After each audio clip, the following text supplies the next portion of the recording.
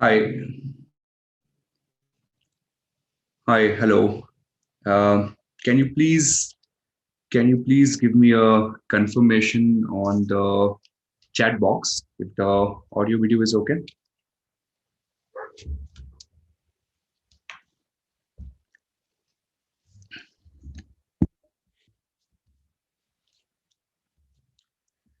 Okay. Uh, good evening, good morning, good afternoon, wherever you are in the world. Welcome to the session for CFA Level 2. The topic that we will be studying today is called credit analysis models. It's a part of fixed income CFA Level 2, and it's an extremely interesting topic. It's fun because it's conceptual. So there are multiple layers of concepts that we would be studying today. It's also fun because we get to do a lot of numbers. Okay, so this is to be approximately a 2.5 hour session where we would be working on bond valuations, but we would be working on different aspects of bond valuations. We would also be doing probabilities, and we would also be doing a lot of new concepts. All right, so this is going to be fun. I don't want to spend a lot of time on introduction. Get started with the topic right away. So let me fire up my presentation for the session. Okay. So here's what we're planning to do. My screen should be visible to you now. Okay, so in today's session, I plan to touch upon these 5 or 6 important pieces. We will start by looking at what a credit risk is, credit spread, exposure amount, all those kind of stuff. Then these are the big examples that I wish to do. Now, I don't think I'll be able to do all of them today, but either I'll do it today or maybe break it down into smaller sessions. But this section 4, we will try to do a comprehensive example on a zero coupon bond. Okay, the way it's given in the CFA curriculum in their initial setup. Then we will do one more example on the similar lines. We will do it on a coupon bond. We'll probably try to do 2. One, I will show you how to do it. The second one, you guys will do it. And 6th is going to be the mother of all the examples, where we will throw in more mathematics into our calculations, and we will try to do bootstrapping, volatility, trees, and CVA calculation. All right, that's roughly the landscape. I'm just trying to give you some sort of a lay of the land before we get into the course stuff. I don't expect you to understand much, but just know that we're going to have a lot of fun with numbers today. Okay, now with this background, let's get started. Let me just let me copy and create a few slides for us to write. The notes will be available in the video description later on, so you don't have to worry about writing. The focus of today's session, emphasis is on learning. Okay, so let's start. First concept? What do you understand? What do you mean by credit risk? Right? What do you mean by credit risk? So there are different dimensions to credit risk, right? There are different ways through which we can look at a credit risk. So very simplistic ways.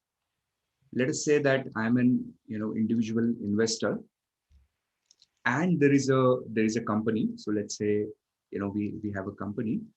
This particular company has issued a bond to me, right? So what I do is I buy this bond from them, which is nothing but a contract that we will be paid regular amount of coupon, and I pay them some amount upfront, right? Let's say I buy the bond for $1,000. Now, what happens after this? What happens after this is every year I expect to receive some sort of a cash flow from them. So those cash flows will come typically in the form of coupons, plus those cash flows will come towards the end of the maturity at face value, right? So what could be the risk of associated with these cash flows? One very obvious risk associated with these cash flows is that the payment of these cash flows is, let's say, delayed. You were supposed to receive money on a particular date, and it was delayed by a few days. Does it happen in practice? Yes, a lot of times. Corporates default, even companies default, right? The latest cases we're seeing what's happening in the some of the Latin American countries, right? There have been a lot of delays and defaults on the payment. Or there could be an outright default. Default means simply a failure to pay, right? They're not in a position to pay. Maybe they don't have enough cash flows coming in. Or there is no default, but there is a change in the credit worthiness of this borrower, right? So we will say there's a change in credit worthiness, or more specifically, change in credit rating. And typically on the negative side, that means we call this as downgrade. Now, all of these are part of your credit risk. So in your mind, you don't want to think that credit risk means the other party defaulting. Of course, that's a risk. And that's not the only risk. Credit risk also means downgrade risk. Credit risk also means a default risk. It includes both the elements of risk. All right. So that's how broadly we are going to think of the credit risk. Now the question is, credit risk exists. So what are we going to do about it? How is credit risk priced into the product? Okay. So the second concept that we want to do now is the concept of credit spread. Okay. I hope that all of you have settled down. All of you have started learning. I want you to have, these post-its nearby. If you have one, keep them nearby. Throughout the session, if you find there is anything that's useful, anything that's important, write them down. Okay. So that when you want to revise, you don't have to worry about, going back to notes. You can just do it through your post-its. So anyways, what would be a credit spread? So let's say I want to buy a bond in India, let's say for a 10-year. Okay. So I'm interested in buying a 10-year bond. Now, what options do I have? One option obviously I have is I can do a Government of India bond, right? We call them as GSECs, we call them as treasuries, we have different names. Now, Government of India bond, how much yield will it give me? So let's go and check that. So I'm going to go on Reserve Bank of India website. It's kind of equivalent to your Fed. It's the central bank of the country. So I'm going to go and hit on the website. And wait a minute. Okay, so let me go on Reserve Bank of India website. And when I'm on the Reserve Bank of India website, I'll just go to market trends and look at the yield offer on government securities. Okay, so if I look at a 2030 bond, approximately 10 year, a little less than 10 year, the yield that I'm getting is ballpark range of 6.2, 6.3%. With Government of India bond, I'm earning in the range of about 6.2%. So let's write that down here. So we will say if I buy a Government of India bond, I will get 6.2%. But as against this, if I decide to buy, let's say a corporate bond, okay, and let's say with a rating of maybe AA, what do you think the yield on this bond will be? Do you think the yield on this bond, yield means the YTM, do you think the YTM on this bond would be lower than 6.2, or you think the YTM will be higher than 6.2? What's your guess? YTM on this bond, will it be higher or will it be lower?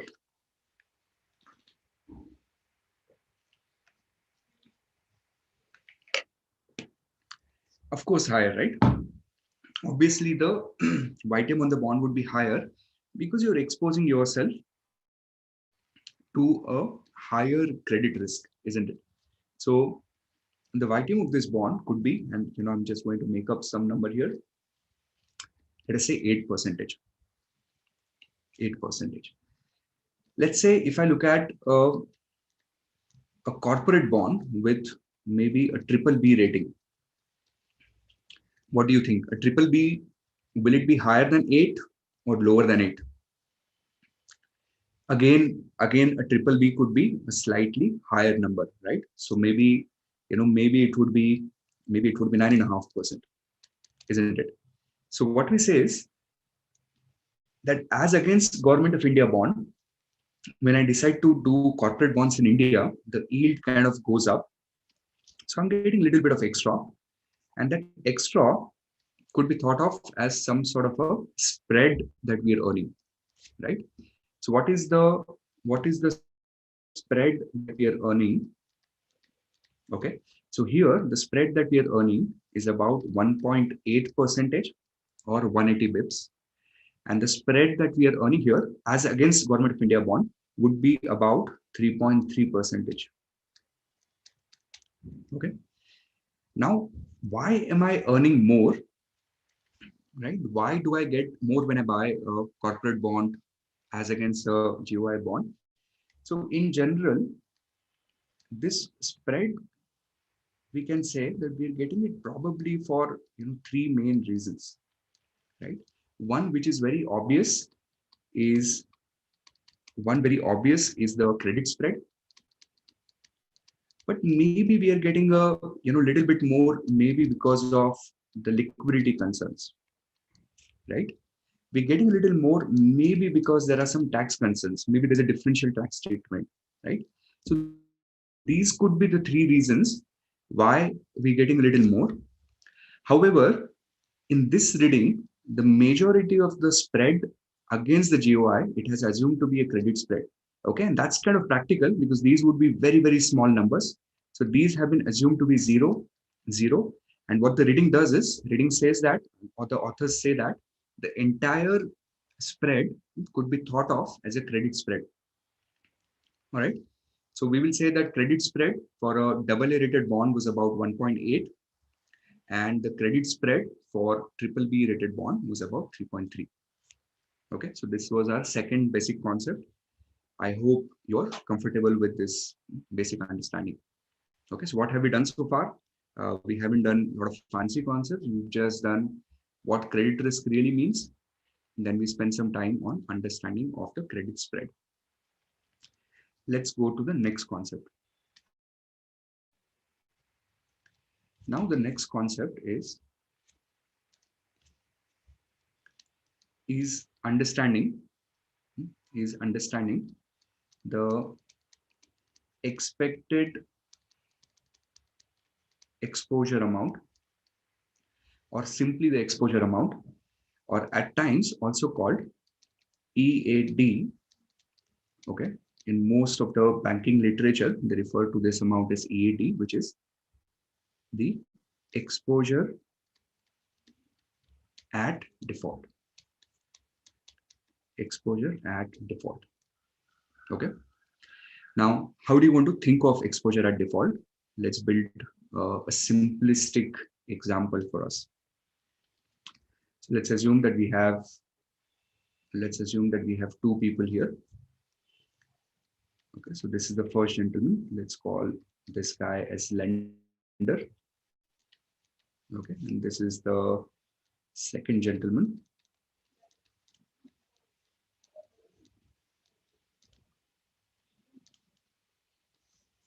This is the borrower.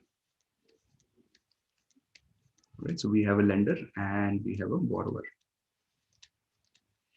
Now, what's happening here is they have entered into an simplistic transaction, okay, where lender gave him a loan. Okay, he gave him a loan of, let's say, 100 at the rate of 10% to be paid at the end of the year.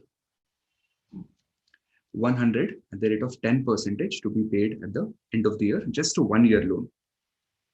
Okay. Now,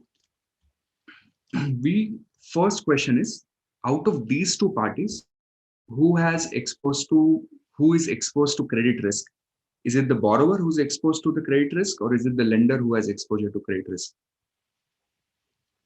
What do you think? Who has exposure to credit risk? Is it the borrower or is it the lender?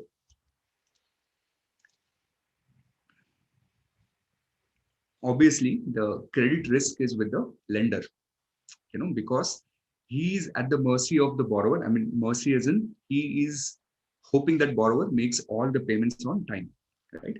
So the way you want to think of exposure is, exposure amount is at any point of time is what is the amount which is owed, right, by the borrower to the lender. Okay. So let me make a timeline. Let me show you how exposure amount works here. So let's make a timeline. Let's see how exposure amount works. Okay. So let's say this is time 0 and this is time 1.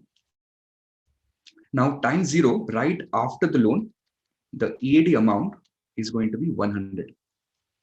Okay. The moment you give the loan, the EAD amount is going to be 100. Can you guess what would be the EAD amount at time 1? What would be the exposure at default at time 1? Will it again be 100? Of course not. The amount that the borrower will owe him at that time would be 110. Are you following this? At the end of year 1, the amount exposure at default is going to be 110. Now, what would be the exposure value, let's say somewhere in the middle of the year? Okay, so in the middle of the year, it would be approximately 105. I'm ignoring the compounding here.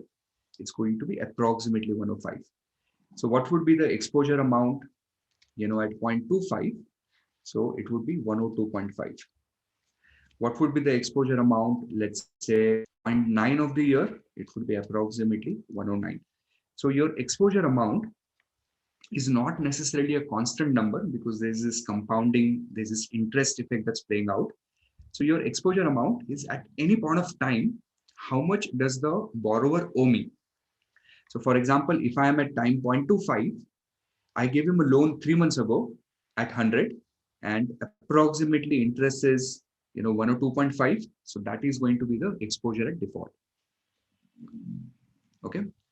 I hope you guys have understood what's happening here. And now I'm going to give you a question to work through. Okay, let's see if you can do it. Let's do a beautiful example. We'll in fact do 2 of them. Okay, so we'll do 2 practice questions.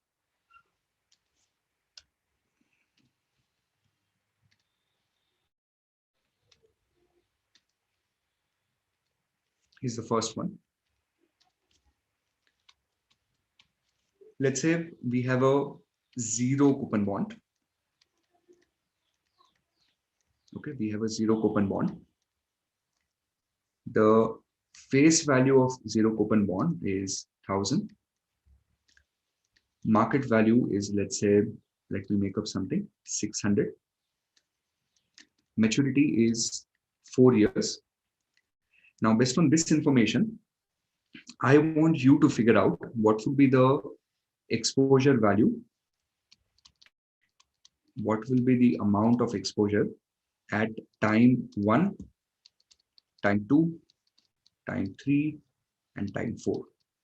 Okay, at each of these periods, I want you to figure out what is going to be the amount of exposure. Okay, the only skill set you require to be able to answer this is basic usage of basic TVM row on your calculator. As long as you know how to use it, I think you should be fairly comfortable with this. Get started.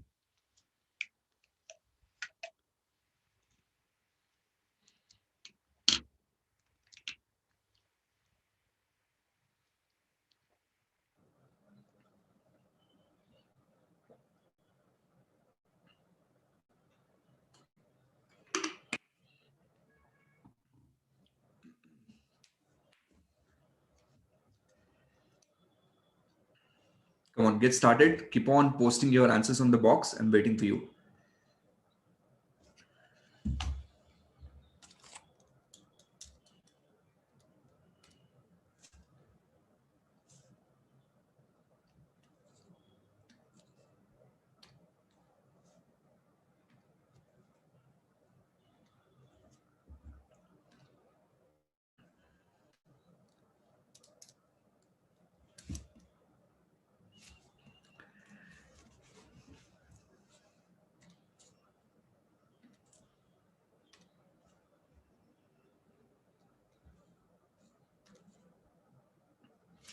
All right, here's how you're going to solve this.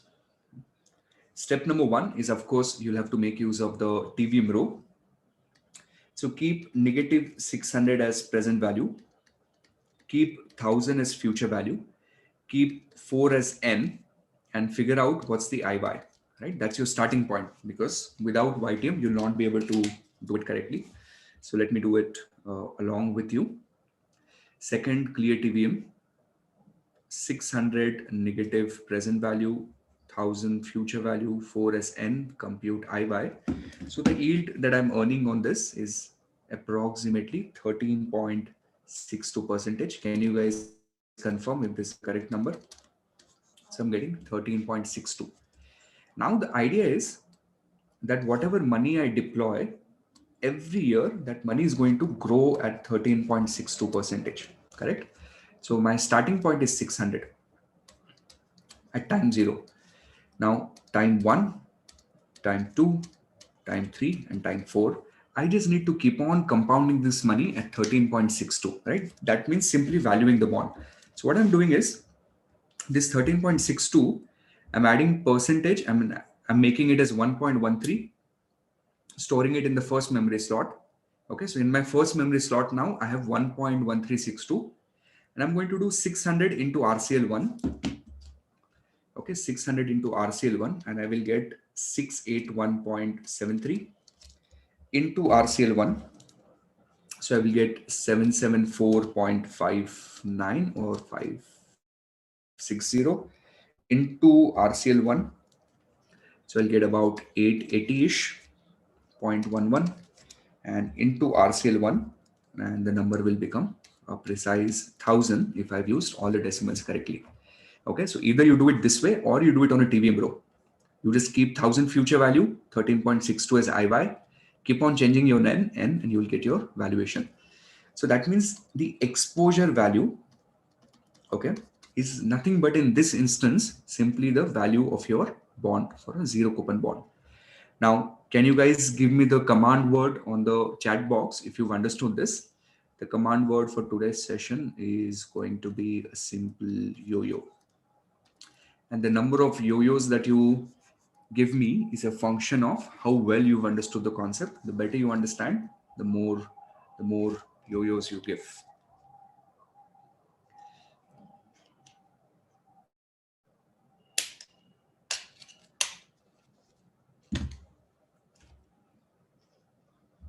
Okay.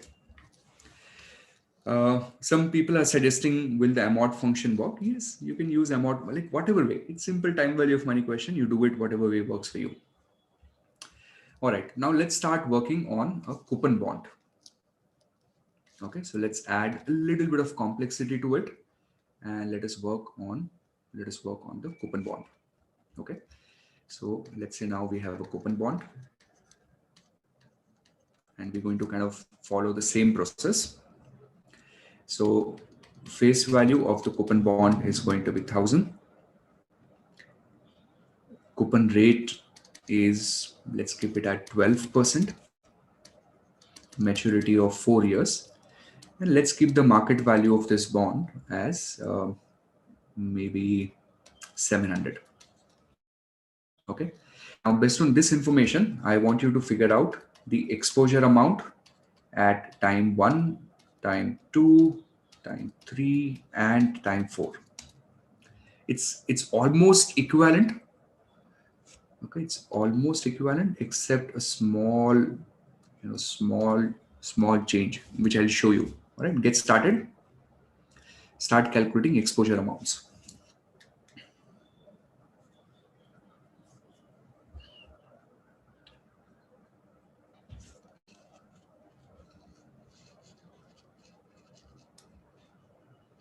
Come on, guys, do it fast. I'm waiting for you.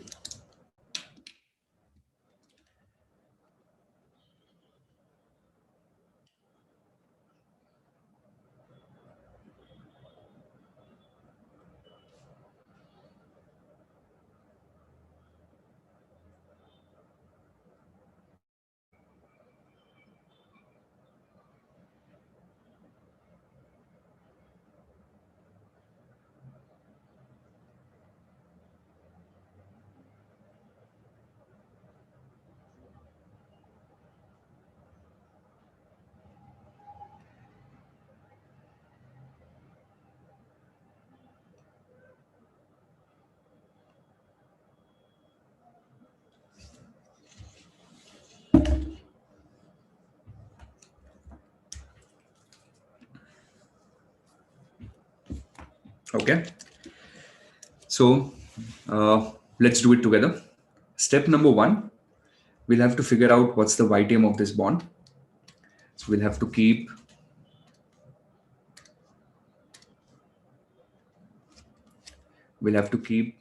700 as the present value, 1000 as the future value, then 120 as the PMT, 4 should be N, and then we will compute IY. Now I'm going to need your help to do the math here.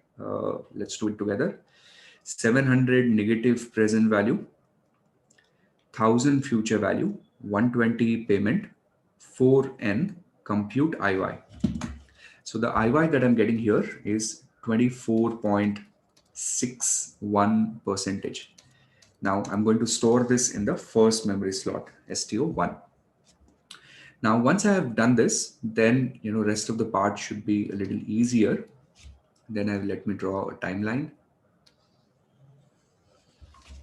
So this is time 0, time 1, time 2, time 3, and time 4, right? These are my exposure amounts now, or these are my bond valuations now. Now I'm going to do bond valuation with an IY of 24.61. I'm storing it in my first memory slot. Of course, the bond valuation is given to me as 700. Now to value the bond at time 1, I will have to insert all this data, okay, except the present value, but keep n is equal to 3. Why will I keep n is equal to 3? Because after time 1, I'm left with 3 cash flows, right? So when I'm trying to value the bond at year 1, I'll keep n as 3 and then do the valuation. I'm sure you guys are comfortable with that logic. So 1000 future value, 120 payment, 3 as n, and 24.61 is IY, compute present value, and the valuation that I'm getting here is 752.32. Okay. And when I go a year forward, now what I will have to do is I will have to keep my n is equal to 2, keep everything else as it is in the calculator. So 2 is n, compute present value, and the valuation that I'm getting is 817.52ish. And let's go a year further. Okay, a year after that, now we'll have to keep n is equal to 1. So 1 is n, compute present value. I'm getting 898.75. Here I'll keep n as 0. Now I don't have to do it, but just for fun, 0 is n, compute present value, and of course it's going to be 1000. Right? Now what are these? These are my bond values. Okay, so what you see here, this is your bond value over a period of time. Is this your exposure amount? What do you think? Is this the exposure amount? Is this the final answer? No. Why is this not the exposure amount? Why is this not the exposure amount? Because exposure amount is what the other person owes us, right? So apart from the bond value, we also need to factor in what coupon payments were due, right? And the amount of coupon payments due for each of the year were 120, 120, 120, 120. So what we need to do is for each of the year, we have to add coupon amount. Now, right now, I'm showing you this in bits and pieces.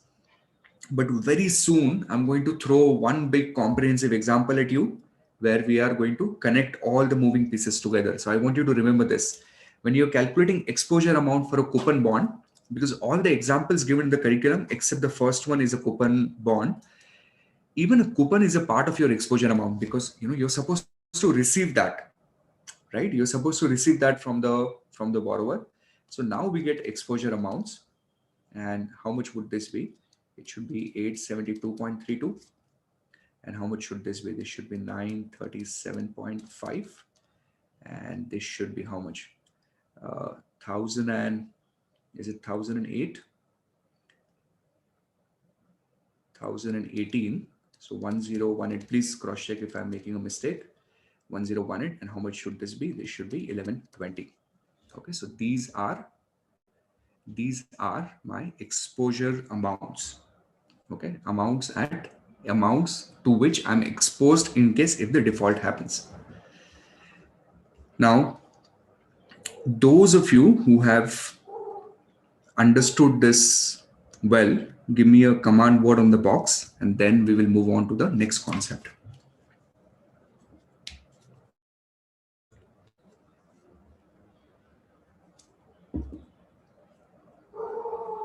Give me a command word, confirm that you have understood what we're doing here, and then let's move on to the next concept.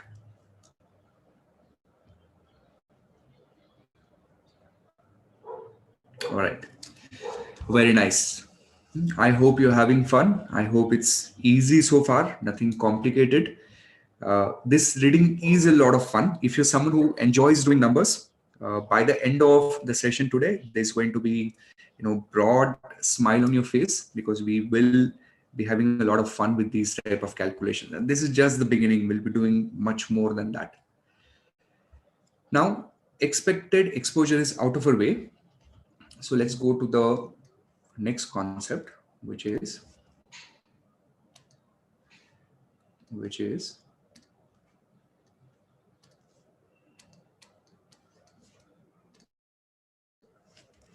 the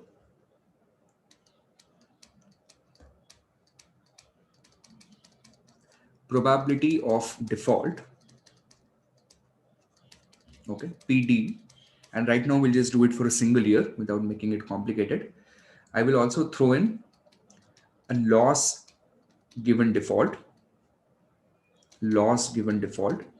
We generally call this number as the LGD. Okay. And then of course we have already studied exposure at default, right? This part we've already done. Now I'm going to keep it simple for the timing. Okay. So let's say that we have an exposure value, okay, for a bond. So this is my first example here. We have an exposure value of 100. Okay, so we're supposed to receive 100 at some point of time from the other party. The probability of default, that means what is the chance that the person will default, let us say, is maybe 2%. But if default happens, would you lose all the amount? Not necessarily, right? You'd probably lose a fraction of it, correct? So if default happens, then loss given default. Okay, so if default happens, you're not going to lose all of it. You'd probably lose a fraction of it. So let's say loss given default is 65%. And of course, if loss given default is 65%, what would be the recovery rate? Recovery rate means how much you will be able to recover out of that situation. So if you're losing 65, how much are you recovering? You're going to recover 35%, right? So maybe there's a mortgage, maybe they have assets, whatever reason, right? So every type of bond will have a different recovery rate based on the situation. Now, if you have this data, can we figure out what is the value of expected loss here? Okay, can we figure out what would be my expected loss? And the answer is yes, very easily. So expected loss here, okay, expected loss here is simply going to be the exposure value into probability of default into loss given default. So let's see how much is this, 2, 7, 12, 13. So this should be $1.3, which means the expected loss, right? Based on the probability numbers that we have here, the expected loss out of this situation could be $1.3. So what I just did is I multiplied EAD into PD into LGD. So this is my exposure at default. Okay, I hope you guys have understood what's happening here. Now, this was an easy example. I want you to practice one. Let's see. You try doing one. Let us say we have an exposure of, we'll do example 2, let's say we have an exposure value at any point of time of, let me make up something, let's say 150. And the probability of default is, let's say, 4%. Okay, probability of default is 4%. And we have a loss given default, okay, maybe of 30%. All right. Can you please figure out what would be the expected loss here? Same calculation, right? Easy. What would be expected loss? So it should be straightforward. Your expected loss here should be multiplication of these three values, EAD into PD into LGD, right? You just want to multiply the three components. So what's your exposure value here? 150, probability of default 4, LGD 30%, side 3 katra, it should be 1.8.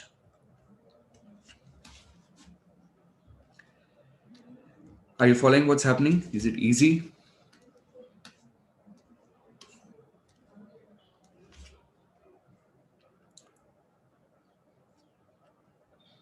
I hope you guys are absorbing what's happening. Exposure into probability of default into loss given default. Straightforward, right? Now here is a third example. And this example is going to be an important one. Okay, and this example is so important that I would be referring to this example at a later part of the session to show you some really cool shortcuts. Okay, so I want you to keep this at the back of your mind. Let us say we have, a government bond. Okay, we have a government bond. The YTM of a government bond is, let us say 5%. All right, I'm making up. YTM of the government bond is, let's say, 5%. Now we have a corporate bond. Okay, we don't know the YTM of this bond.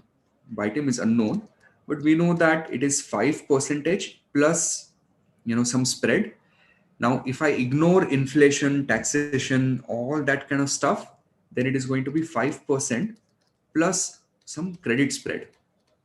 Now, we don't know what that credit spread is, but we know that there is going to be a spread. Now, what else do we know about this bond? So what else do we have? Like, do we have any other information? Yes. So what we also know about this bond is that the probability of default of this bond, okay, let us say is 5%. So that's a pretty high probability of default. And loss given default, okay, is 60%. So probability of default is 5% and loss given default is 60%. I want you to do some, jugaad here, like improvise a little bit and guess what do you think would be an approximate credit spread.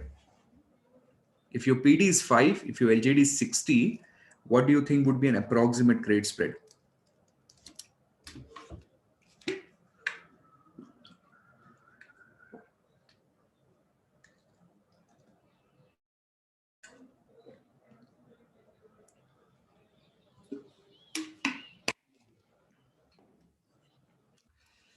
Correct.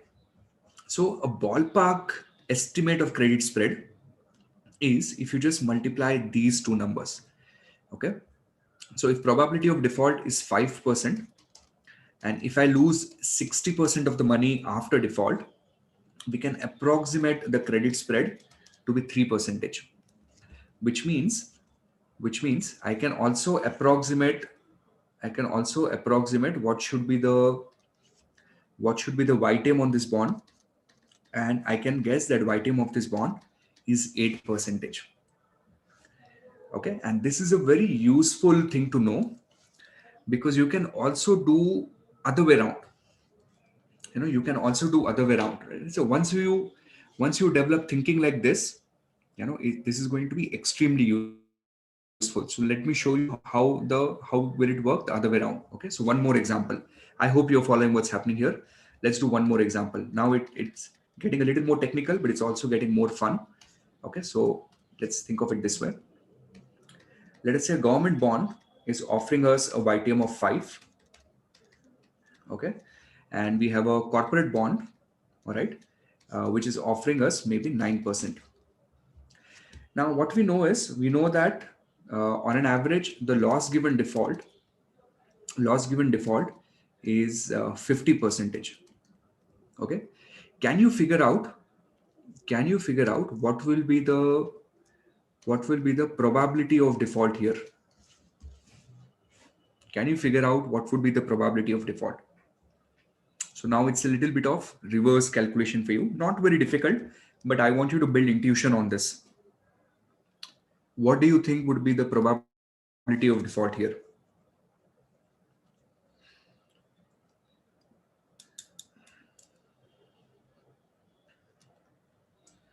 Correct. So now the way you want to think of this, okay, the way you want to build a thought process on this is you would say, see, first thing that I'll have to calculate is my credit spread. Okay, what is my credit spread? My credit spread here is 4%. Now, credit spread is what? Credit spread is LGD into PD. Now, my loss given default is 50%. So, what do you think should be my PD? So, it's simply fill in the blanks.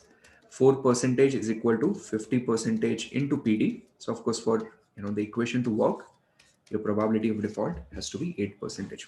All right. So, you should be able to do back and forth from here to there, from there to here. Is this okay? Are you guys absorbing? Is this making sense? All right. Very nice. Good to know that. Now, let's go a notch higher than this. Okay. We will go one step higher than where we are. And I will introduce you to the fifth section of this. So now what I want to do with you is I want to throw in slightly more complicated concept. So what we want to do now is we need to bring in the concept of the hazard rate. Okay.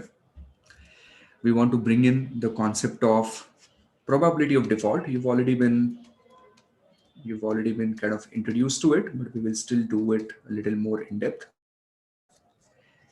We will do a probability of default. Okay.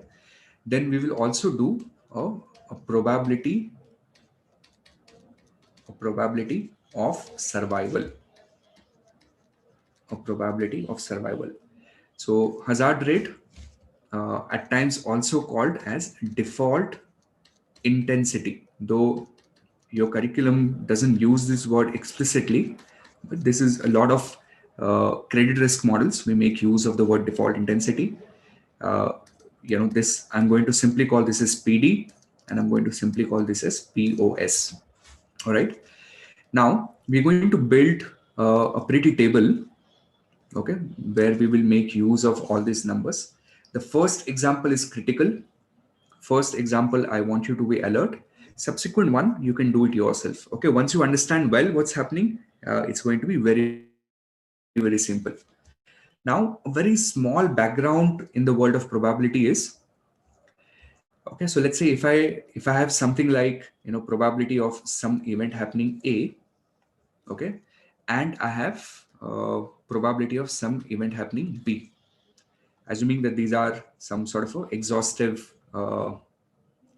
set here, and let's say whatever the probability of A is maybe 20%, okay, and probability of B is maybe 50%. In general, if I want to know what is the probability of A and B happening together, okay, so in general, in the world of probabilities, when you're saying and, right, and means you're imposing that restriction that I want A and B to happen together. Now, if A and B can happen together, which means they're not necessarily exclusive events, they're allowed to happen together.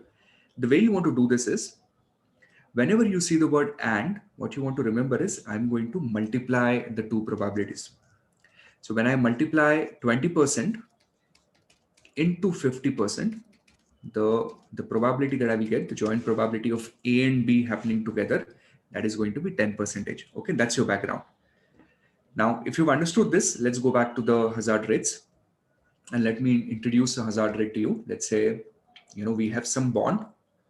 Okay, we have some bond with us, which has a maturity of, let's say maturity of maybe, let's say 5 years.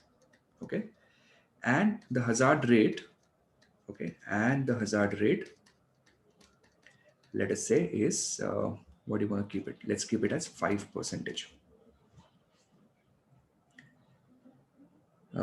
And the hazard rate is going to be 5%. All right. Now, based on this hazard rate, we're going to build a beautiful table. All right. Let's see how the table is going to look like. So first, we're going to have time. Okay.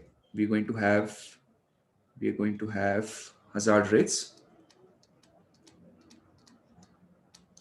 Hazard rates is probability of default in a particular year, assuming you haven't defaulted earlier.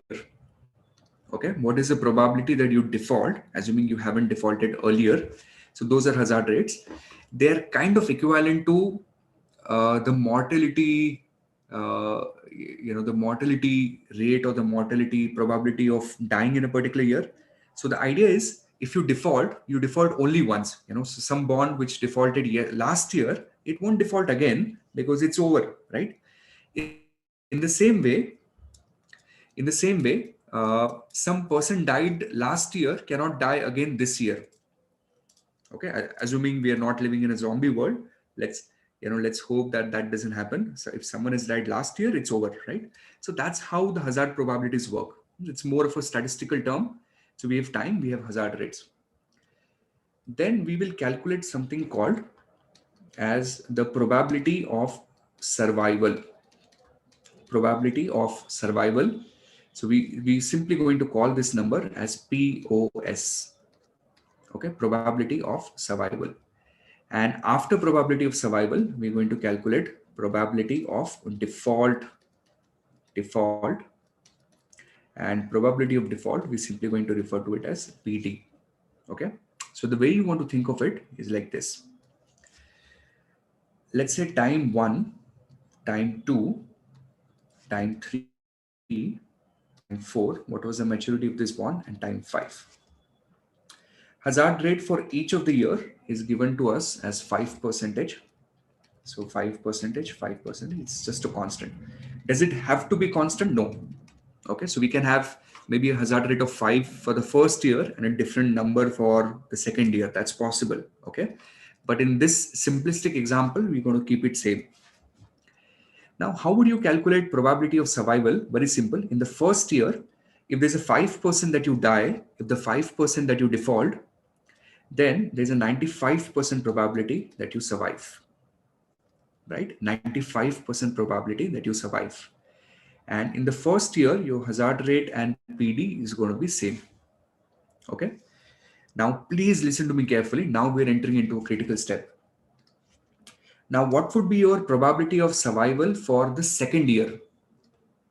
Okay. So what will be the probability of survival for the second year?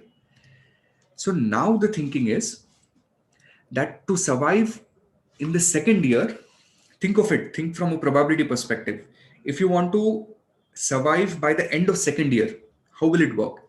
In order to be able to survive by the end of second year, you need to survive the first year and you need to survive the second year, right? Then only you have survived for those 2 years, right? So survive in the first year and survive in the second year. So when I say and, what do you think I should do? I should multiply. So the way I'm going to calculate the probability of survival for the second year is I'm simply going to do this 0.95. Okay, 95% is same as 0.95 raised to 2. Are you following what logic I'm using here? if I survive in the first year, what was the probability of survival in any year? Probability of survival in any year is 95. So if I want to survive for 2 years, right? If I want to survive for 2 years, what do I need to do? I need to do this, right? I need to do 95 percentage into 95 percentage. Do you agree with this? I need to do 95 percentage into 95 percentage. So instead of writing it like this, is it okay if I simply write 95 percentage raised to 2? Will that be fine? Right? And then if I want to survive for 3 years, what should I do? I should write it as 95 percentage raised to 3. Now that's how I want you to learn this. Okay. The way I want you to learn this is every year, your probability of survival is 95 percentage. So if I want to survive for 4 years, it is going to be 95 percentage raised to 4. Okay. And it is going to be 95 percentage raised to 5. And that's the end of the story. So your graphical memory on this, on probability of survival, this table gets stamped on your brain. Okay. And that's how you think. 95% raised to 1, raised to 2, raised to 3, raised to 4, and raised to 5, right? This is how probability of survival is going to work.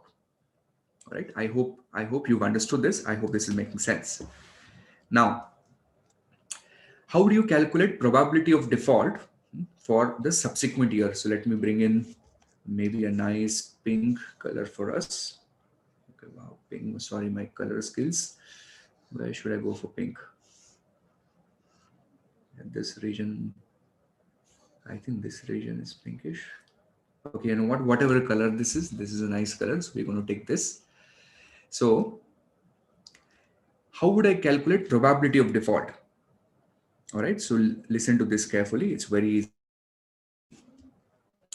If I want to default in the second year, think about it. If I want to default in the second year, first I have to survive the first year and then default in the second year, right? If I want to default in the second year, what are the two conditions? Condition is survive, survive first year, survive first year, and then default in the second year. That would be the probability of default in the second year. Makes sense to you? Now, what is the probability of survival in the first year? The probability of survival in the first year is 95 percentage. And in any year, what is the probability of default? The hazard rate for that particular year, the probability of default is 5 percentage. So remember, this last year's probability of survival is coming in here. Okay. Survive till the beginning of the year, default in this year. Survive till the beginning of the year, default in this year. The moment you learn to think like this, it's going to be very easy. Okay. So what happens next year in year 3? If you want to default in year 3, what is going to happen? If you want to default in year 3, for example, then survive for first 2 years. Okay, survive for first 2 years and then default in the third year. Make sense? Then default in the third year. All right. Now, how will I survive for first 2 years? Easy. 95 percentage raised to 2 multiplied with 5 percentage. So this is where that 95 percentage is coming from. And then once this is done, then the rest of the life is really simple. And then what you do is simply 95 percentage raised to 3 into 5 percentage, 95 percentage raised to 4 into 5 percentage. And there you go. These are your probabilities of default. Okay. Now let's get the numbers. Let's write down what numbers we've got here. Okay, so I'm going to just go ahead and punch in those numbers. So 95 percentage into 5 percentage. Let's see how much. You guys help me out with it. 95 percentage into 5 percentage. So the first one that I'm getting here is 4.75 percentage. So that's my probability of default. Okay. Now, what would be my probability of default in the subsequent year? 95x square into 5%, getting 4.5125. This will be 4.5125%. All right, let's see what happens next year. So 0.95 raised to 3 into 5%. I'm getting 4.2868. So 4.286. I'm going to round it off to 9%. And finally, 0.95 x square into 5%. And here I'm going to get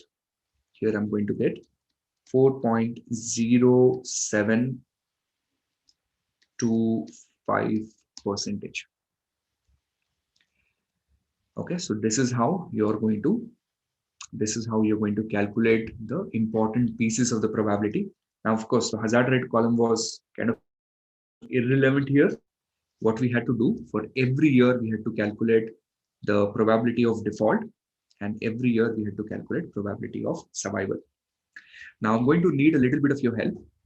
What I want you to do is I want you to calculate the probability of default total over the period of 5 years. Okay, help me out here, please. Let's calculate the total of probability of default over the period of 5 years. Let's see how much we get.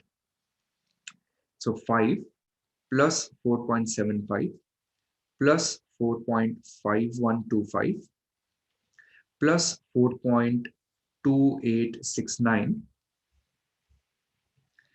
plus 4.0725. So I'm getting this number to be about 22.6219%. Okay, so that's my cumulative probability of default over the period of 5 years. Now I want to calculate the probability of survival. Okay, so I'm going to try and punch in the number here. So this is going to be 0.95 raised to 5. I'm getting about 77.3780%. Okay, so I'm losing some decimals here and there, but 77.37%. So what is the probability? Okay, what is the probability that I somehow survive, this brutal business environment and I do not default and I reach till the end of 5 years? 77%. Which means what is the probability that I end up, not surviving in this window? About 22%. Now, if I take these two numbers, all right, if I take these two numbers and if I add them up, what do you think the total is going to be? The total of these two numbers is going to be 100%. Okay, so the probability of survival in the 5th year, if it is 77, that means the cumulative probability that I have defaulted in either of the first 5 years is about 22.6219%. So these are your different probabilities: probability of survival, probability of default, and this is how they are interconnected with each other. Now, if you've understood this well, give me, if you've understood this well, give me a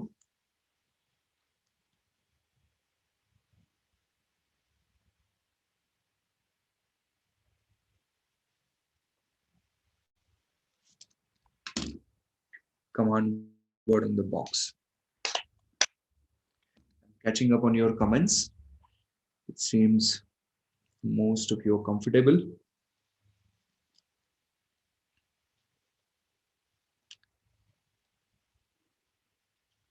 Very nice.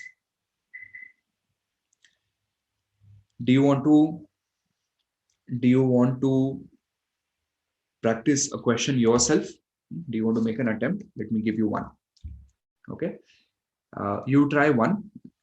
Just do it once or twice. I think you'd be okay with it. Okay. So let us say we have a hazard rate. Let's do one more example. Let me give you an example here.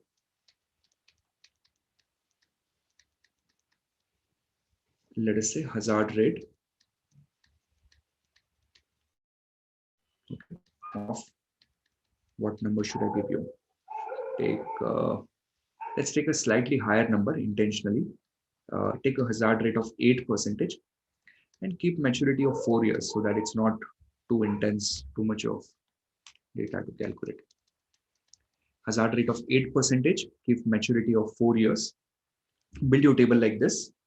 So time 1, 2, 3, 4. Then directly jump on to probability of survival for each of the year, and then jump on to the probability of default. Right? Should not be very difficult if you've understood how we did this earlier. Start, please.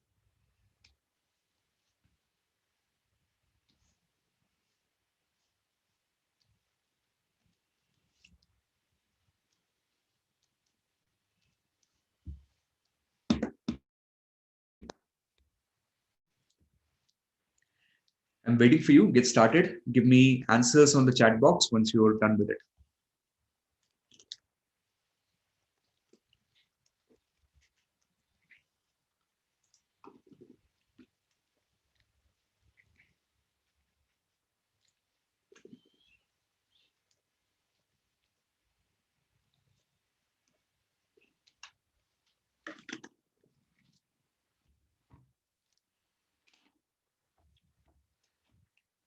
Come on, guys. Pick up some speed.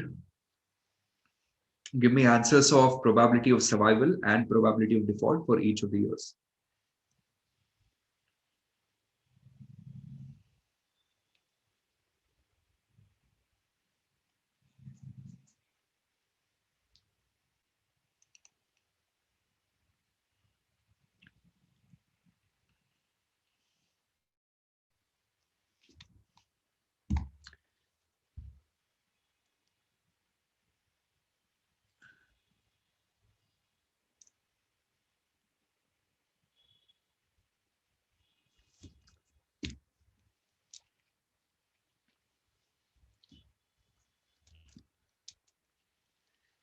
All right, so here's how we're going to do it. We're going to start with the probability of survival for the first year. That's going to be 92%.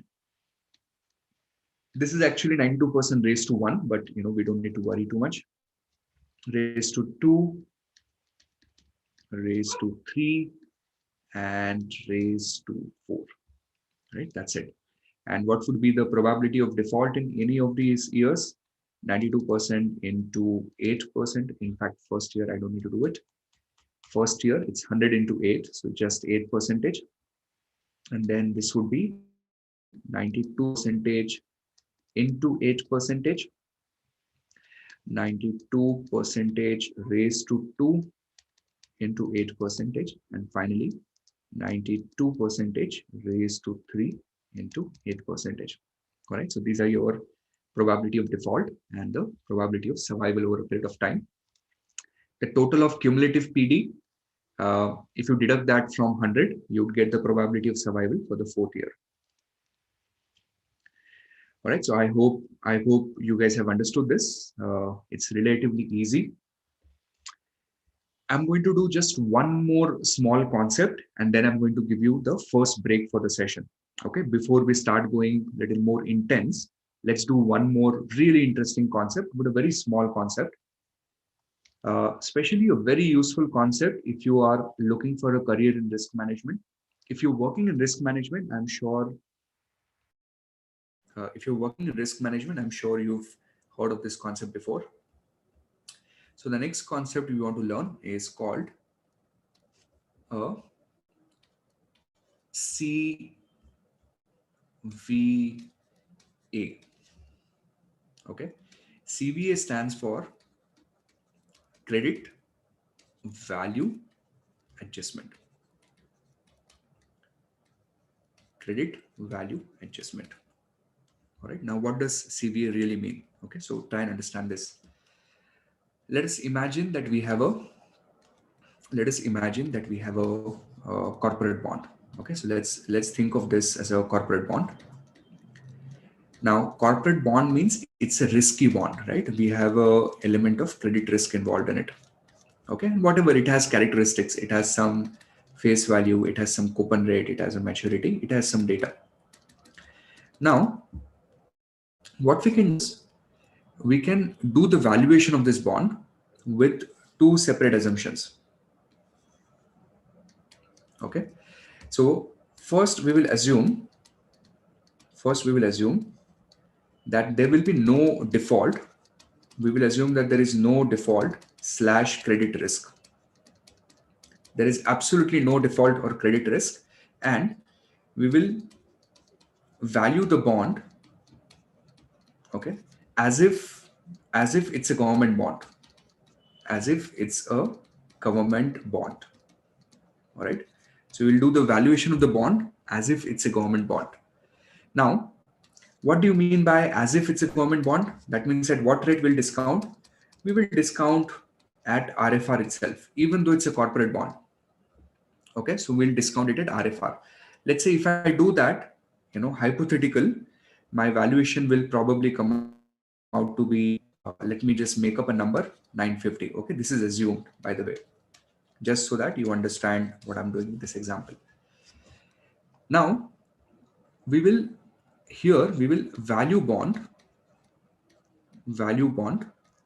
okay, incorporating the credit risk, that there is a credit risk, right? And how would you incorporate credit risk? You will calculate, probability of default, loss given default, and all of that stuff. Okay, so you will value the bond as if it's a legitimate risky bond, which it is, right? And when you do that, maybe your valuation will come out to be, what do you think? Do you think valuation will be more than 950 or less than 950? If you valued the bond as if it was a government bond, you got valuation of 950. But if you incorporate the credit risk, what do you think the valuation will be? Of course, the valuation will be lower because now it's a risky bond. So maybe the valuation of the bond would be, let us say, 920. So without credit risk, without credit risk, I get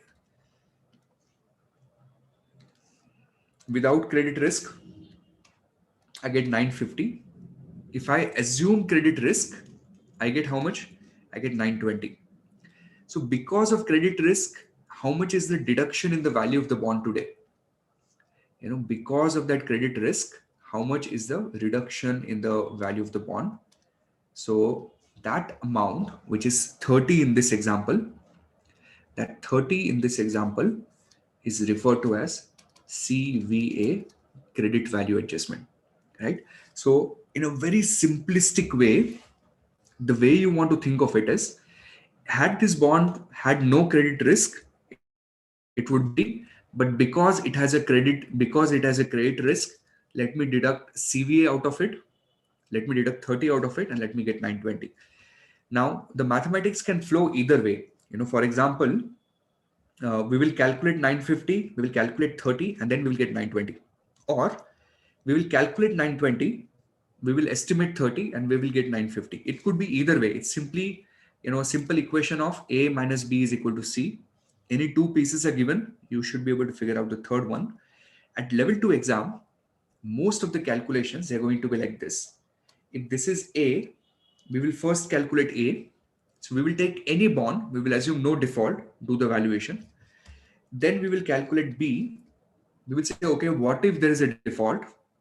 And then we will figure out, okay, fine. If that is the case, then value of this bond should be equal to A minus B. Okay, so most of the example in the level 2, either end of the chapter questions or the examples in the curriculum, they are like this, where you start here, you take a corporate bond, but you do the valuation as if it's a government bond. Then there is a method through which you calculate your credit value adjustment, and then you figure out what is an appropriate valuation for this credit risky bond, which is going to be 950 minus 30, 920. Clear? Understood?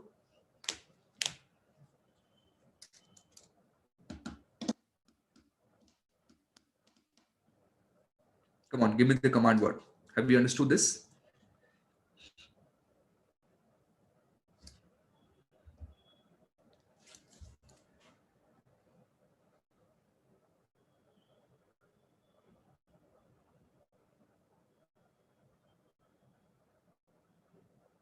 Okay.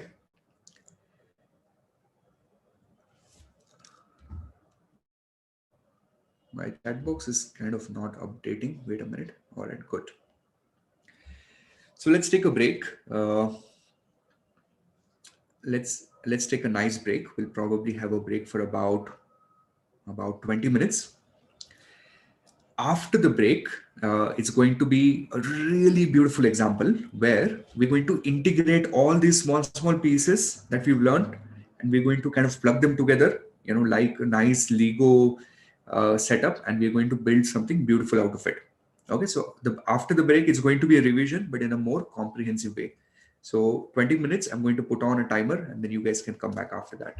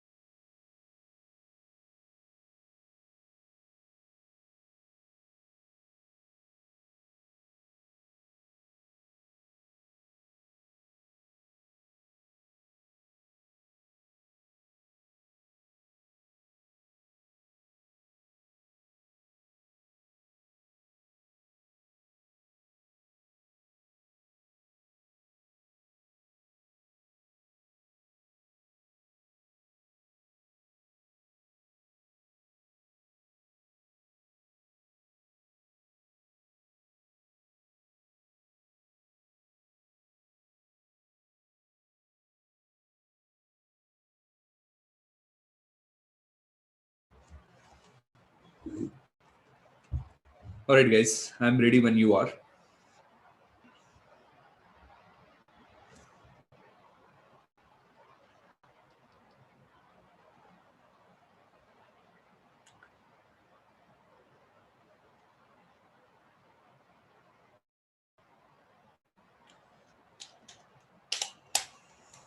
Let us get started.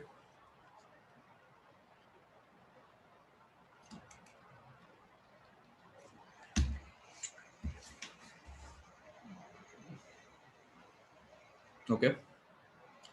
So let's do nice example now.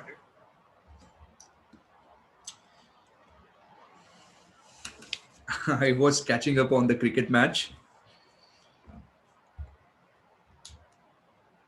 It seems like it'll be fun. We'll try and wrap up, quickly so that I'll free you up at least so that we get to see the last 10 overs of the match today. It should be interesting.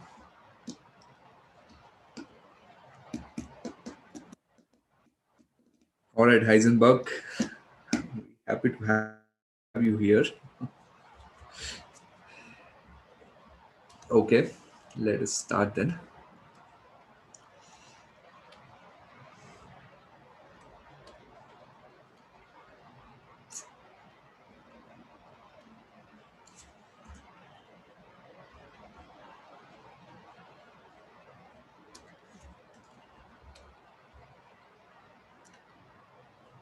Which match? Okay, it's good you don't know it, and it's good that you don't know about it. Forget I said anything. Just a minute. I just need a few blank slides.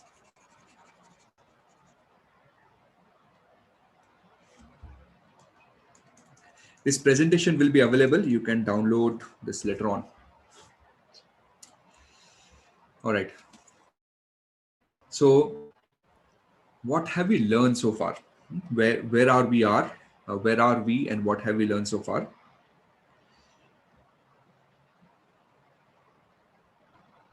So first, we started with what credit risk is. You guys know that well now. Credit spread, difference between a GOI yield, a Government of India yield, or a government security yield versus a corporate bond yield. Then we worked on the exposure amount. Then we understood how to calculate exposure amounts for zero coupon bonds, for coupon bonds. Then we understood how to calculate expected losses, which is PD into LGD into EAD. Then we understood that a credit spread is actually calculated as a PD into LGD, right? A credit spread is calculated as probability of default into loss given default. You can approximate a credit spread by multiplying these two items. Then after that, we went on to the concept of hazard rates, the probability of defaults, and the probability of survival. And we built a couple of examples around them. And I hope you are comfortable with all these calculations. And the final concept we did was CVA, where we understood how to, uh, how to think about bond valuation. So we can value a bond assuming no default risk, and then we can deduct the CVA and we can figure out what is an appropriate valuation of the bond. Okay, and if you've understood this, here's your first exam like question.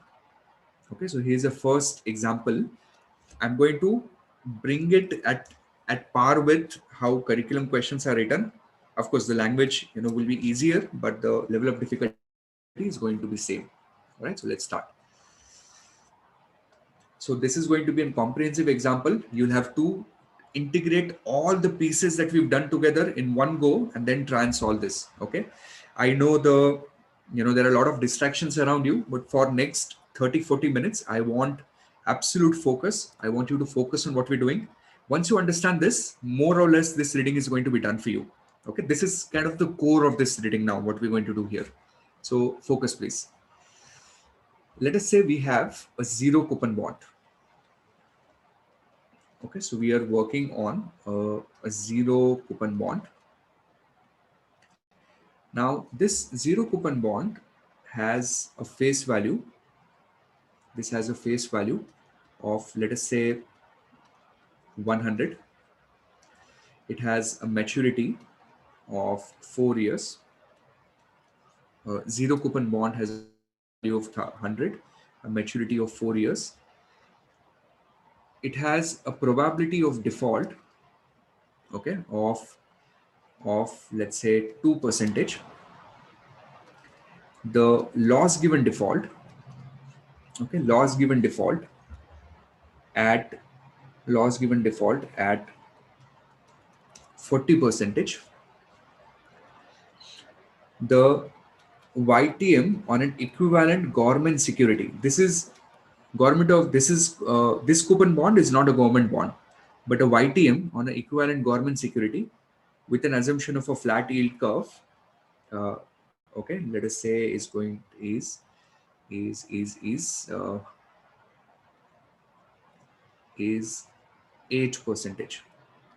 Okay, YTM on a government security is going to be 8%. Now, based on this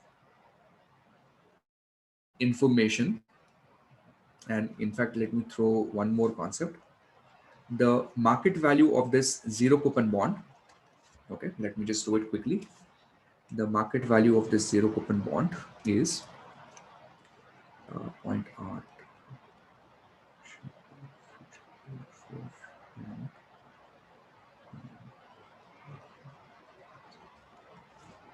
Market value of this zero coupon bond today is 65. Now, based on this information, here is what I want you to calculate. I want you to calculate what would be the CVA of this bond. B, I want you to determine whether the bond is overvalued currently or whether it is undervalued. Okay, so whether it's overvalued or undervalued. And C, I want you to figure out what would be the IRR each year, assuming default. What would be the IRR each year, assuming default? Okay, so there are three pieces to this question. Each of the three pieces will require you to do a little bit of computation. And of course, we'll have to do it in a tabular format systematically. We'll have to calculate CVA. We'll have to figure out whether the bond is overvalued or undervalued. And we will have to calculate IRR at each of the year, assuming there's going to be a default in that year. Okay. So do you want to try it yourself or do you want me to show you how to do it? Okay. You know what? Let's do this together. It will be a little more time efficient. So I'm going to show you how to do it. Okay. So maybe the next question you can try yourself. All right. So, it's going to be a fairly long table. We will have to do some intense computation. I want you to be alert. On the exam, you'd get some sub part of it. You'll not have to do all of it by yourself. You'll have to do some subsection of it. Okay, some sub part of it. So let's get started. This is the time column first. Okay, so time 1, time 2, time 3, and time 4. A starting point, the first thing that I want to do is I want to calculate the exposure amount. Okay, so I'm going to calculate something called as exposure at default. Now, it's a zero coupon bond, so therefore exposure calculations are relatively easy. Let's start doing them together. Okay, so all of you be with me on this. What I'm going to do is first figure out what is the YTM of this bond. How I'm going to do it. How I'm going to do it is I'm going to calculate exposure at default. Sorry, I made a mistake. Exposure at default, assuming, okay, here I'm going to assuming no credit risk. assuming no credit risk. Now, what do you mean by assuming no credit risk? It means I'm going to value the bond at the government GSEC of 8%. I'm going to value the bond at the government GSEC of 8%. Okay, hopefully that's making sense to you. So let's start doing it. 100 second clear TVM, 100 is the future value, 8 is going to be the IY. When I'm at year 1, only 3 years are remaining, right? So 3 is going to be the N, and compute present value. And can you tell me what number are you getting? I'm getting a value of 79.38. I'm going to, just to keep this manageable, I'm going to work up to 2 decimals. So I'm getting 79.38. At what rate I'm doing this valuation? I'm discounting them at the rate of 8%. Right? So remember this. This happened at the rate of 8%. What is 8%? That's the YTM on a government security. Is this a government bond? No, it's a risky bond, but we're still discounting it with a government security. All right. So 79.38. Now I'm just going to change my N. So when I reach year 2, I'm going to make my N as 2. So 2 as N, compute present value. And now I will get 85.73. 85.73. Then I'm going to keep 1 as the N, compute present value, and I'm going to get 92.59. Okay, and then I'm going to get 0 as N. I don't have to do it, but just for fun. And the exposure that I'll get is 100. Exposure value calculations was easy because we were dealing with a zero coupon bond. So that's your exposure at default. Now, once you've calculated exposure at default, let us start working on the probability of survival for each of the year. Okay, the POS. Now, how would you calculate POS? So, by the way, treat this PD as a hazard rate. Okay, my apologies for not spelling it rightly. I should have been a little careful, but this is your hazard rate. Hazard rate. Okay, 2%. All right then. So probability of survival. First year it is going to be 98%. Second year it is going to be 98% raised to 2. Third year it's going to be 98% raised to 3. Fourth year it's going to be 98% raised to 4. Okay, so because your hazard rate is 2%, you can calculate probability of survival like this. Let us calculate probability of default now. Okay, how would you calculate probability of default? First year 2%. Second year 98% raised to 2, sorry, 98% into 2%. Third year 98% raised to 2 into 2%. And final year 98% raised to 3 into 2%. Okay, so these are my probabilities of default. Now let us calculate the loss given default. Okay, again, I want you to listen to this very carefully, because it will be easy when I'm doing it, but you'll probably struggle when you're trying to do it yourself. Okay, so if you listen to this carefully, you understand how numbers were calculated, then it's easy, then it's fine. So please listen to this carefully. LGD, loss given default. How are you going to do it? So I'm going to do exposure at default, okay, multiplied with the LGD probability of 40%. So the way this number is being calculated is exposure at default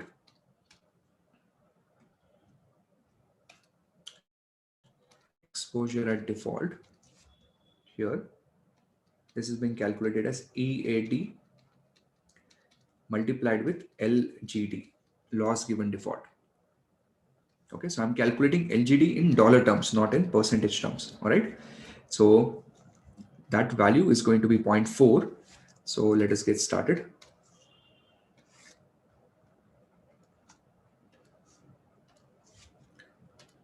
So 79.38 into 0.4, 79.38, that's the exposure amount, into 0.4, I will get 31.75. The next 85.73 into zero point 0.4, I will get 34, okay, 0.29. I'm ignoring the decimals after that. Then 92.59 into 0.4. So that is going to be 37.04. And finally, this is going to be 4040. 100 into 0.4, 40. These are my loss given default. So then what would be my recovered amount? Okay, so if my loss given default is 40%, the recovery amount is 60%. So these amount into 60%. Which amount? Exposure at default. Exposure at default into 60%, which is the recovery rate. Okay, that's how I'm going to get this number. So let's start doing it. I can also do exposure minus LGD, but I'll just do it 60%, 79.38 into 0.6. So that's going to be 47.63, 47.63. In the same way, let's calculate the subsequent amounts. 85.73 into 0.6. Sorry, did I 79.38 into 0.6, 47.63, then 85.73 into 0.6, 51.44. So this becomes 51.44. Then 92.59, 92.59 into 0.6. This becomes 55.55. And of course, this amount becomes 60. So if default happens in that year, this is the amount that you're going to recover. Okay, so this is your recovered amount. So what have we done so far? We've done, just a minute.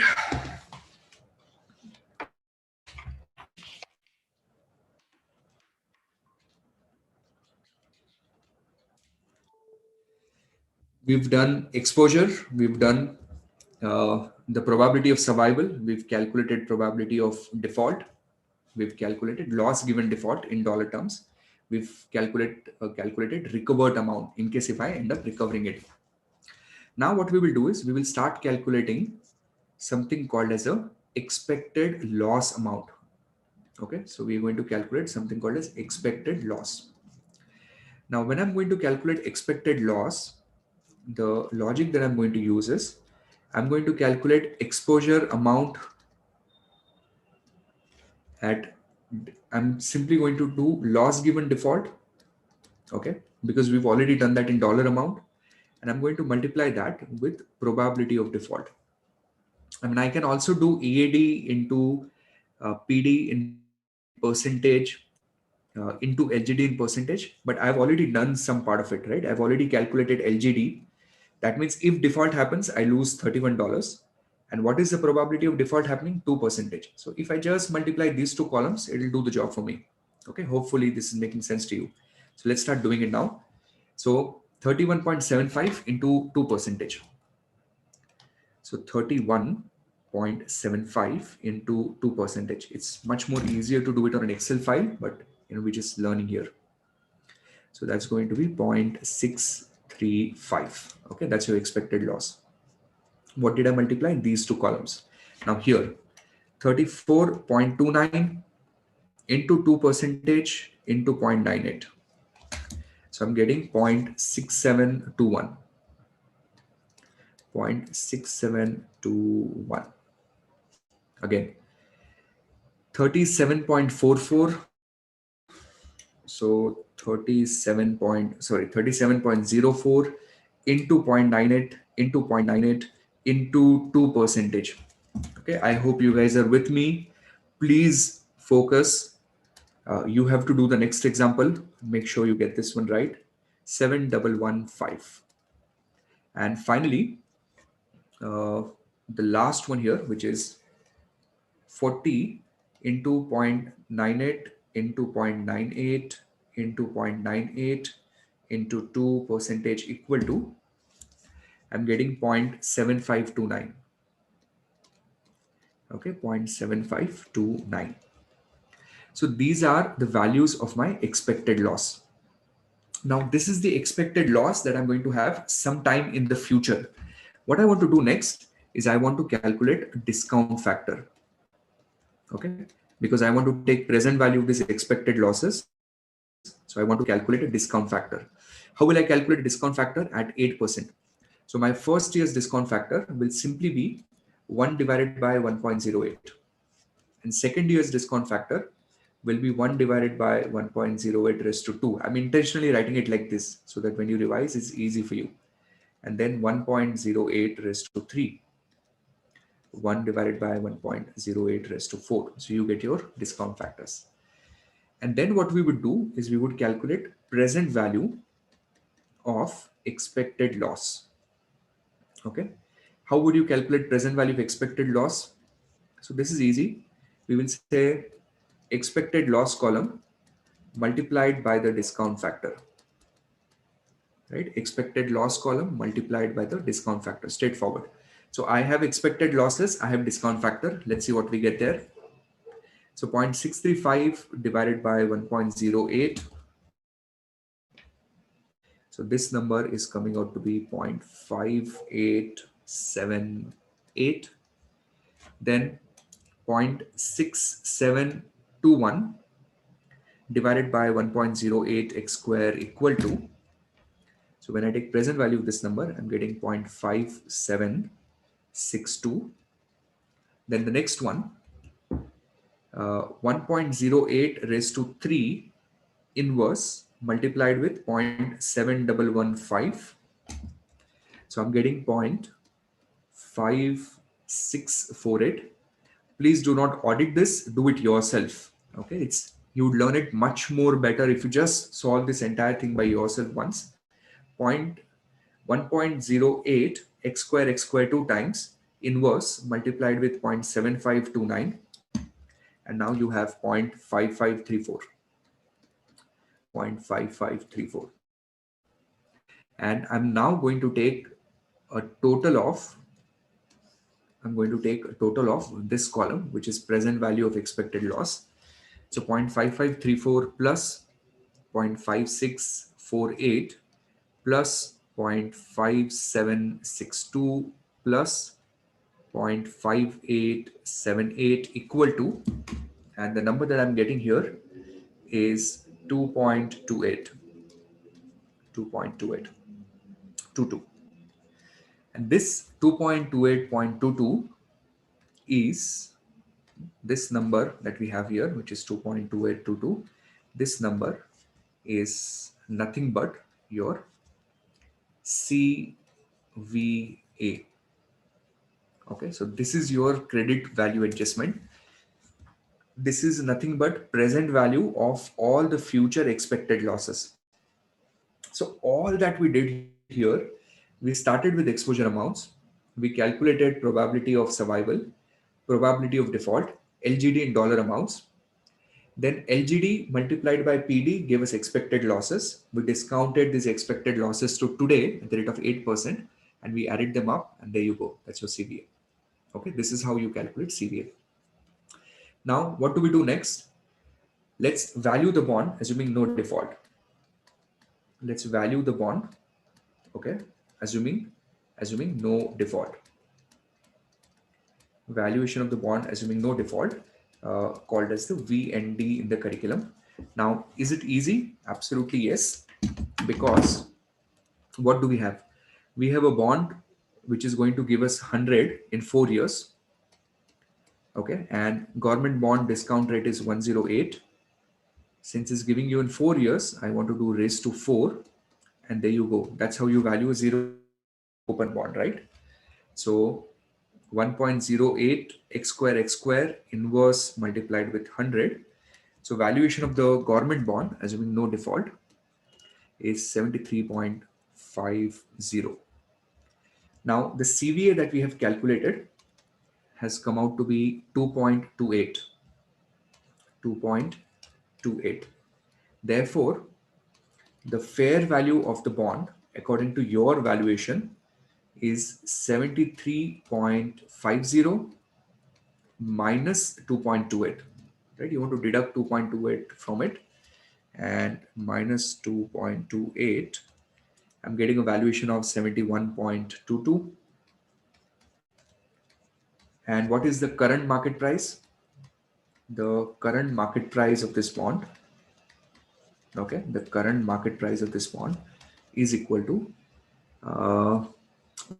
what was it? Market price is 65. So current market price is 65, whereas the fair value of the bond is 71. So come on, tell me, what's your conclusion? Is it overvalued, undervalued? The bond is clearly a undervalued bond, right? You have some sort of a spread for you to pick up there. 71.22 is your approximate valuation of this bond. I hope you understood this. Now, the reason why we are supposed to build this table is because there's a good probability that on the exam, you might have to do some fill in the blank type of stuff here. So conceptually, you should know how to think, how to build these tables. Now, CVA has been answered, overvalued, undervalued answer. How would you calculate IRR at each year, assuming default? Okay, so I'm going to do that with the help of a flowchart. This is, let's say, time 0. This is how they've built flowcharts in the curriculum. Now you reach time 1. Okay, now time 1, two scenarios can happen. Either we can default, okay, or there is no default. No default. Then you go to time 2. Right? So this is time 2. Time 2, again, two scenarios happen. Either we will default or there is no default. Fair enough. Then you go to time 3. Time 3, either you will default in time 3 or you get lucky and then there is no default. Okay. And then you go to time 4 and the same story repeats. Either, the company defaults or there is no default. Now, what we want to do is we want to calculate IRR in these 4 environments. Okay. Calculate IRR in this situation. What if it defaults in year 1? So time 1, or what if it defaults in time 2? What if there was a default in time 3, or what if there's a default in time 4? Okay, so how are you going to do it? Very simple. At what price did you buy the bond? You bought the bond at the current market price of 65, right? So on a TVM row, let me take a different color.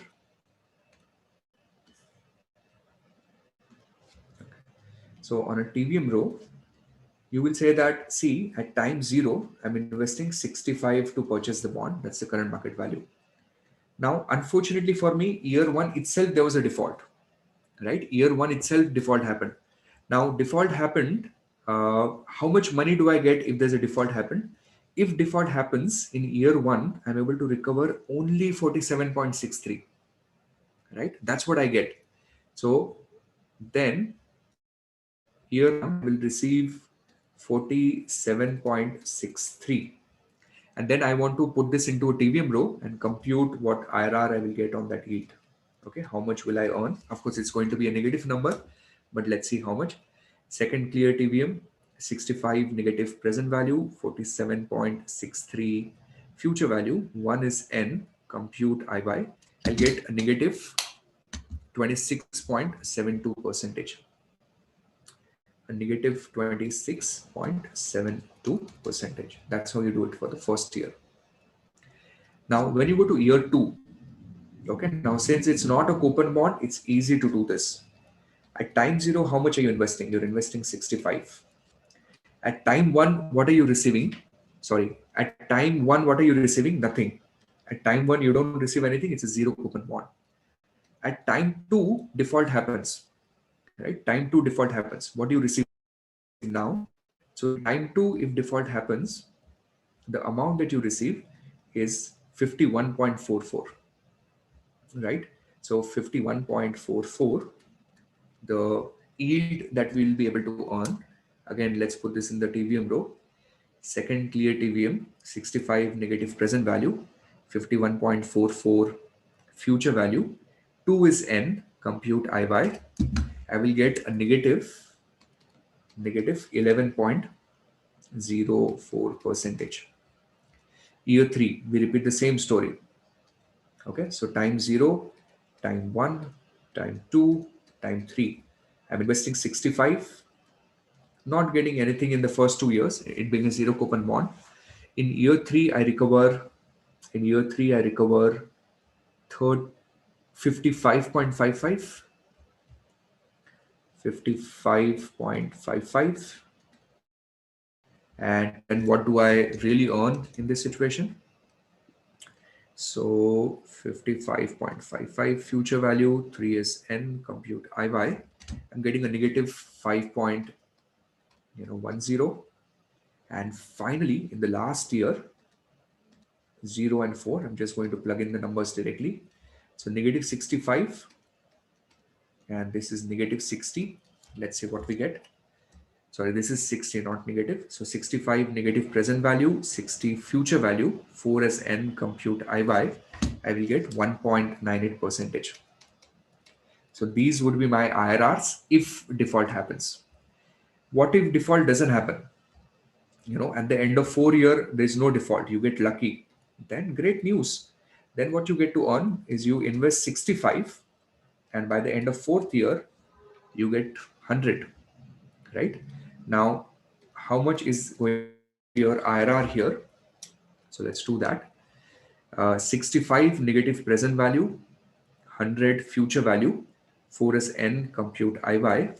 Now you'd get an IRR of 11.37 percentage. I'm going to recompute this number. Is it 11.37? Let me just check one more time. 65 negative present value, 100 future value, 4 as N, compute IY, compute IY. Okay, it gave me an error and made some mistake. 65 negative present value, 100 future value, 4 is N, compute IY. Yeah, 11.37. That's a good IY to be earned in this situation. All right, so that's how you're going to do this IRR computation, assuming the default scenarios. Now, this is how you want generally, this is how they've given about 6-7 examples in the curriculum with different varieties, but this is, how you want to think of it. Okay. Now, is there a faster way to, estimate or guesstimate, some of the values? The answer is yes. I can also do some ballpark estimate to get them, and with practice, you would learn, to estimate them. Okay, so for example, here we had 2.28 as the credit value adjustment. In percentage term, this is nothing but, a credit spread of 2% into, 2% into 40%, right? So what is my credit spread here? So approximate credit spread here is 2% into 40%. So that's about 0.8, right? So my approximate credit spread is 0.8 percentage. So every year I'm doing 0.8 ballpark. Okay, every year the credit value, the spread that I want to earn is 0.8 percentage. And for 4 years, I'm earning a total of approximately whatever amount I invest, I'm earning approximately 3.2 percentage, right? When I discount that backward, because it's coming to me slowly over a period of 4 years, my discounted value will come out to be, 2.6% or 2.7% of the original bond price. And it will come out to be closer to 2.28, right? So that's how you can think of looking at some of these questions orally as well. And it will come to you with practice. Okay, take it step by step. So now I'm going to leave this on your screen and I'm going to try and answer some queries if you have. So if you've understood this, start with the command word first. If you've understood this, start with the command word and then start throwing your questions slowly on the chat box. I'll try and answer whatever I can.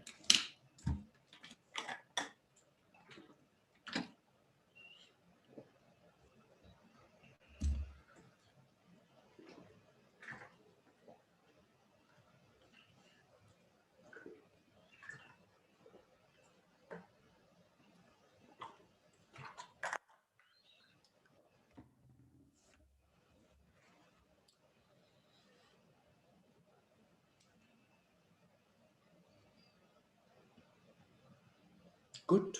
Impressive.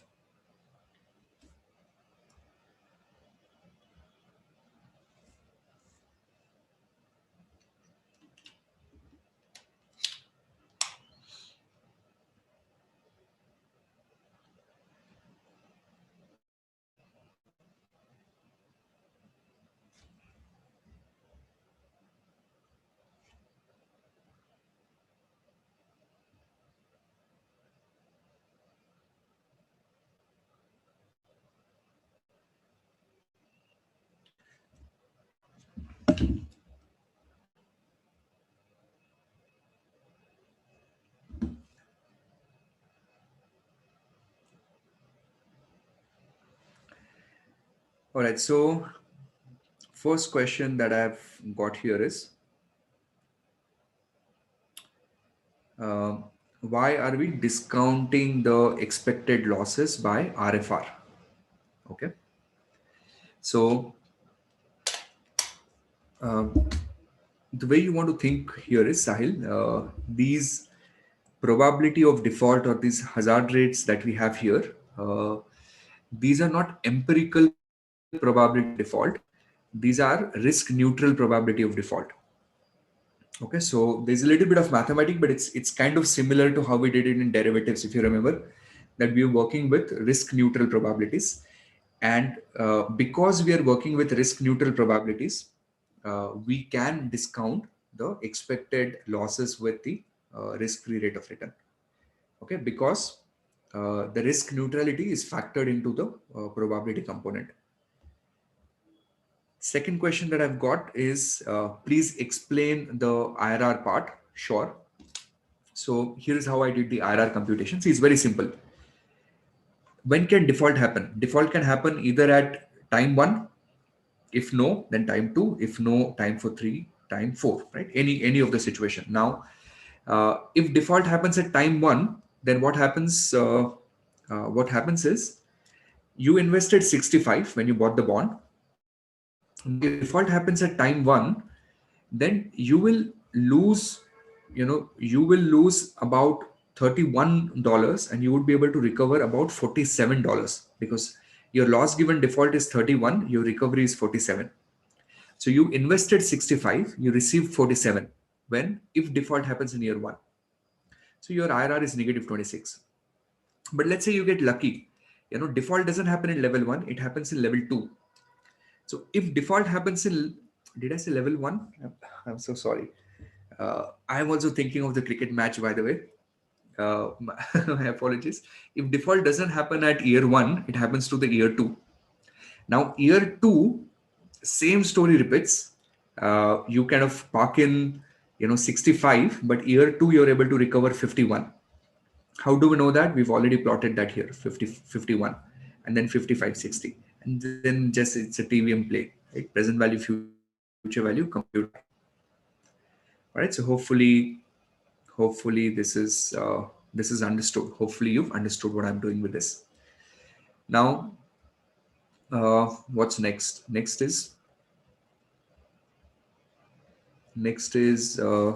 query is, can you please repeat how to estimate CVA orally? Okay, I can try.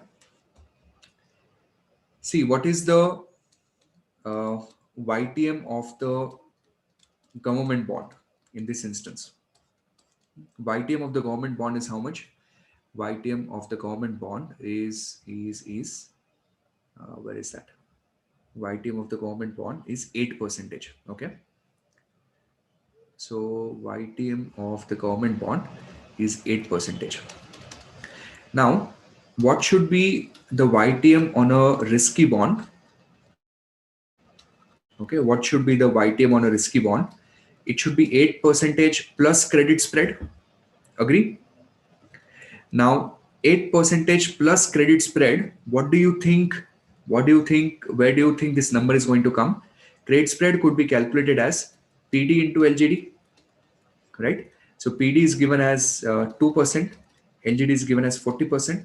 So credit spread could be 0.8, which means this number could be 8.8 percentage. So what we can do is we can value the bond, okay, at 8 percentage. We can value the bond at 8.8 percentage. All right, just a super fast way of getting your CVA. It will not be precise, but it would be fairly approximate. Okay, so you do this with me.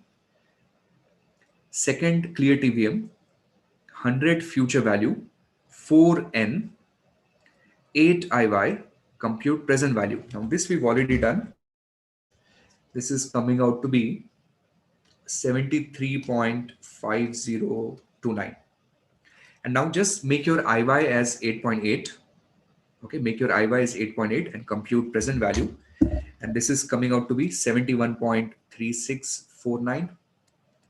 3649. And let's take the difference of these two numbers. Okay, we'll take difference of these two numbers. So when I take difference of the two numbers approximately, okay, this is not precise, but if I take difference of these two numbers, I'm getting 2.13. Okay, I'm getting 2.13, and my precise CVA is 2.28. So I'm fairly, close.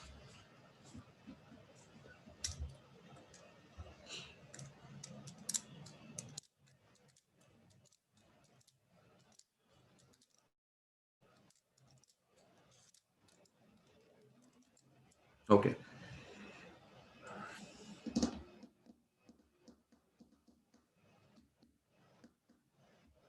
Uh, Mukundan is asking, how can we decide whether a bond is undervalued or overvalued? Easy. See, the valuation is coming out to be 71, whereas in the market, it's available for you to grab only at uh, 65. Okay, so this is 65, this is 71. You can buy it at 70, you can buy it at 65, it's worth 71. What do you say? It's an undervalued bond. Next question. In the exam, we have to calculate CVA using table or by using the shortcut.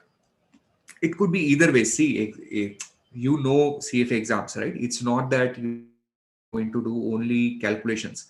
Maybe they will integrate a beautiful theoretical question. They'll probably give you a table like this, and then one analyst will say, why do you need table like this? You can just do an approximate by doing this, that. Then there will be a MCQ question saying the analyst is correct, the analyst is incorrect, the analyst has violated ethics. Uh, you know how it is, right? You know how, like, the questions are going to be conceptual. The questions are not necessarily always computational, but if you know how to do the math three different ways, you know how to solve the same question three, four different ways, then it's easier for you to answer those theory questions. Okay, very nice. So here's what we're going to do. I couldn't finish what I wanted to finish. Obviously, it's a fairly long reading. What I'll do is I'll eat up a little bit of time of the next class, which we have scheduled for alternative, but I'll try and finish this. It will happen in the inside our regular Zoom sessions. Okay. What I was able to do today is the first four parts, what I wanted to touch upon. I haven't been able to touch on doing the same CVA valuation for coupon bond, and the bring in that monster question with volatility, bootstrapping, and all of that. So we'll split it into smaller pieces, and we will do it eventually in the next 2-3 classes. Okay, so this is roughly the game plan. Today's session is over. You don't have to come back to the Zoom panel and attend a session again. It's kind of done for all of us. Go back and enjoy the cricket match, or do whatever you want to do. This is a nice Sunday evening, and I will connect with you directly next week. In case if you like the video, please do uh, like the video, subscribe, and uh, sorry, I forgot. What should I like, subscribe, and comment? Please comment on the videos. That helps us with the YouTube algorithm. The video spreads a little faster. Okay, so thank you very much, and I will connect with you. I will connect with you next week.